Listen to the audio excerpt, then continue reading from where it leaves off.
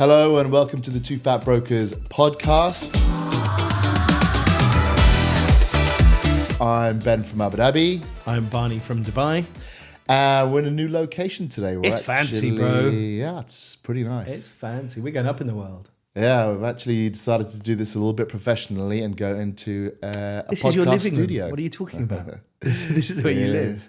And today we're going to be talking about something topical in the news. Just recently in America, the National Association of Realtors, which is the association that it's not a governing body, it's just the association that realtors all join, they'll have to pay their fees, has lost a court case for $1.8 billion to 500,000 homeowners in Wisconsin who sued them because they thought they'd paid too much commission on the sale of their properties. So probably put a little bit of background to this. So unlike in Abu Dhabi and Dubai, in the US, commissions anywhere between 3% and 6% on secondary market transactions. That's more common for off-plan in our world here, and the seller pays, which is quite unusual because obviously here in the UAE, most of the time It's the only buyer market pays. I know where the seller pays. I mean, where the buyer pays. Yeah, although in the UK, seller pays. Seller pays. Yeah. So all these sellers are complaining that they have to, well, one of the things they're complaining about is they have to pay the buyer's agent's commission. Obviously, the buyer brings their client. I didn't actually know it was separated into two. I actually thought it was just a fee. I didn't realize that there was a fee payable to one and the other. Like here in Dubai, if you do a split deal with an agent, the selling agent receives the commission, and then that commission is then split with the buying agent after it's been banked. That's the same, I think, in America. So it goes into the one agent's bank account, and then they sub-pay their subcontractor. I mean, how it physically happens if the seller writes two checks, or he just pays his agent and his agent pays someone else. I don't know actually how it physically works, but he ends up basically. I wonder if them. that will be salient in this court case. Because if it gets paid to your agent, then the buyer's agent is a subcontractor. Yeah, I don't think so. And so, but anyway, so what the sellers were saying were, well, hold on, because the buyer's not paying anything, he's not bothering to negotiate with his agent, right? Because his agent's getting paid and he's not, so the buyer doesn't negotiate with the buyer's agent, and the seller's he's controlled in terms of his seller's agent because all these rules that the NAR has. National Rifle Association. Yeah, and so what he's saying is the sellers are saying, well, we've got no room for negotiation here. The buyer doesn't care about negotiation because he's not paying. It's basically coming out of the seller's pocket. And so the seller, he can't, he's being hamstrung by these rules. So for whatever reason, it's only in 3 states. It could get a lot bigger. It was in Wisconsin, something like that.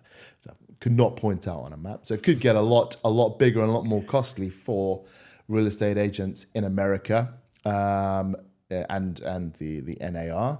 But I thought it was kind of interesting to bring that up so we can talk a little bit about who pays what in the UAE and why they pay it and where it's come from. A little something that's just sprung to my mind, which not often things do. The banks are going to be very happy about that, right? Because if it's all being rolled into a mortgage, the banks are obviously elevating their closing fee by 5.5%. So the banks are selling the value plus 5.5%, which will be thrown into the mortgage. So the banks are going to be making their profit share on that fee. I mean, so what you're saying there is because the fee's high, it inflates the house price. Correct. It inflates the mortgage amount value, assuming if and therefore the buyer's got to borrow more from the bank. Correct. But I mean, so that's certainly true. The higher the fees are, the more expensive the house will be, presumably, because you've got to pass those fees on. The seller's got to pass them on to the buyer, so he's going to have a slightly more expensive house. And because everyone's doing it, So surely the argument should be from the buyer side, they would want to negotiate because ultimately it's going to be rolled into their mortgage. From the buyer's perspective, still the better price is still. Oh, you mean negotiate with the fees payable? Yeah, negotiate with the fees payable. Yeah, not the price. Because I think in it's certainly true. I've heard of it in Abu Dhabi, and I think it's true in Dubai as well.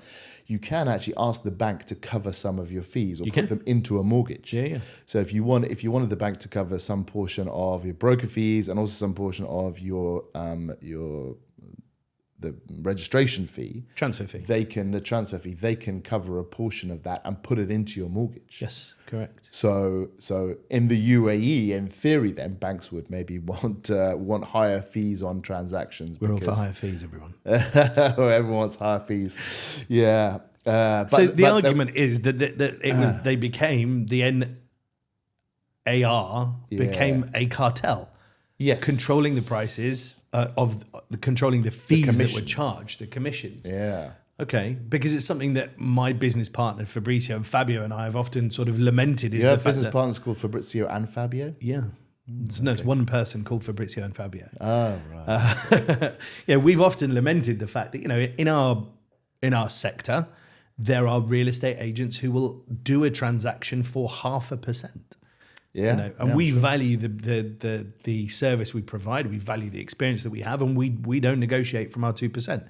On the odd occasion, if it's a repeat client, we might do. We've often thought that if it was a government mandate, that the government step in and say, no, you're paying the 2%. That is a mandate from the government. Our lives would be so much easier. And yes. we would be able to. And when the government does that, it's obviously not a cartel. So what happens with the NAR is not all real estate agents have to be a member, but most are for various reasons. And so if you are a member, then you have to comply with their rules, and basically they can then, stop people coming in and undercutting commission, and basically act as a cartel, as you say. But a subscription fee cartel. Yeah, so I mean, particularly in your line of business, and I'm gonna poke a bit of a wound here. Some of the properties that you sell are, over 100 million, over 200 million, over 300 million dirhams, and you're still charging, let's say, 2%, on those properties. Why do you think it's fair for you to still charge 2% on those larger properties when people are charging 2% on, million dirham properties like, I don't know, wherever it is, Motor City or whatever, but the work is, roughly similar? It's not anywhere near similar. Really? But I mean, you're selling a property. The process, once everything's been agreed and once everything's been signed, the process and seeing it through to a transfer is absolutely the same as it should be. So you'll lower your commission? Is that what you're saying? I'm going to triple my commission. More than triple, yeah. Yeah, look, I mean, it's not only the fact that the transaction is scarce in its nature, and scarcity is value, but also you have to have had the experience on one, how to have garnered the relationship with the individual selling, or two, garnered the relationship with the individual buying. And there is a level of service, which I've written an article about. There is a level of service that these individuals insist on. And if you aren't able to provide that level of service and that ability to negotiate in these more pressure cooker environments, you're not going to be giving them the service that they deserve.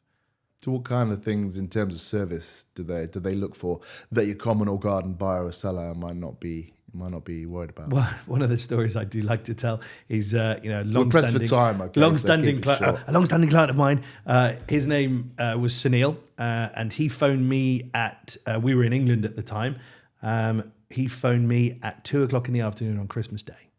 And did I pick up the phone? Of course I picked up the phone. Uh-huh. Did I miss Christmas lunch? Of course I missed Christmas lunch. You don't look like you missed it. Excuse me, I'm a racing snake these days. How dare you?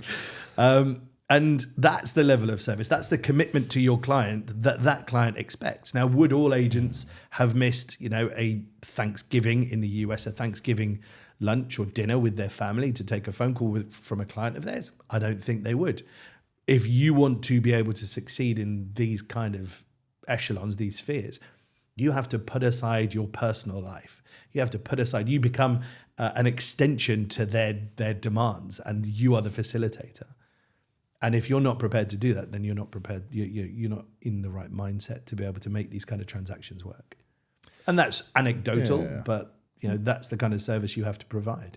But I think what you're talking there more is about hard work. I would actually say that the value more to what you do is your ability to talk to these people and your ability to negotiate with them. And when I say these people, I mean ultra high net worth individuals. Black hand holding the white hand again. Yeah, this is not to be racist. I mean ultra high net worth individuals who Absolutely. talk to people in a different way. They need a different type of treatment. And most agents out there, because they don't have the experience, but they're also not people who can genuinely rub shoulders with these incredibly important, wealthy, what is it they say? connected What's the old people. anecdote? There's no substitute for experience, right? I mean, part of that, yeah. But then there's also, certain personalities can do that and certain personalities can't. And it goes back to another podcast that we had a while ago about the locksmith's paradox. Oh, You remember that? I do remember that. So I'm but coming I full feel like circle we're here. drifting off topic here. No, I mean, we're talking about, why do, some agents get paid, more than others, really, for doing the same job. And that's that's what's going on. I mean, in the US, people get paid 6%, partly, I guess, because it's some kind of cartel, and there'd be guys wanting to offer less than that. But in that circumstance, that 6% is going to the guy who's selling a $400,000, condo, whatever they call them in the US, to an average middle of the road buyer. But it's also going to the individuals who are selling $80-90 million houses in the mountains, or in LA, or it's the they're same. getting paid the same percentage. So there's no difference between the experience that you have, where you can garner better clients, versus somebody who is ostensibly doing mass market transactions. So from the experience, should you not be able to charge more, or should people who are doing lower value properties not be able to charge as much? I mean, at what point does controlling the market? Actually, I'm going to stop that there. That's not going to go. That argument's not going to fly. Well, so if we go back to the locksmith's paradox, it is no one is ever paid for working hard. No one is ever paid for the hours they put in. People are paid for being effective. All right. Explain to people what the locksmith's paradox is, because otherwise, if they've not watched that podcast, which I'm sure everybody has, you should go back and read it. So the locksmith's paradox is when a locksmith first starts out doing business and going to people's homes, it takes them quite a long time to pick the lock, right? So people don't mind paying their 50, 100 dirhams, whatever it is. But as he gets more experience, he just rocks up to your house, boom, opens it. And people are like, well, I'm not paying you for that. That's like, it's like 2 seconds work. It's ridiculous. I'm not paying you. And even though, he's basically done the same job, and it's people's perception of how hard he's worked. And there's a lot of nice quotes about that, but some of them, and I think the most poignant one is, you're not paying me for doing the work, you're paying me for getting all the experience that allowed me to do that work quickly and well. Right. And, when you're talking, and we get this in leasing all the time, where you show a client one unit, they like it, they take it, and they're like, well, I don't want to pay you so much commission. It's only one unit. And your answer is, well, would you have preferred that I showed you 10 units you didn't like before this? You should be paying me double because I only showed you one. I saved your time. Time is money. Because it's not because no one gets paid for the hours they work. They get paid on their effectiveness. But humans still have this big thing about, oh no, it's you need to be shown to be putting in the hours or whatever it is.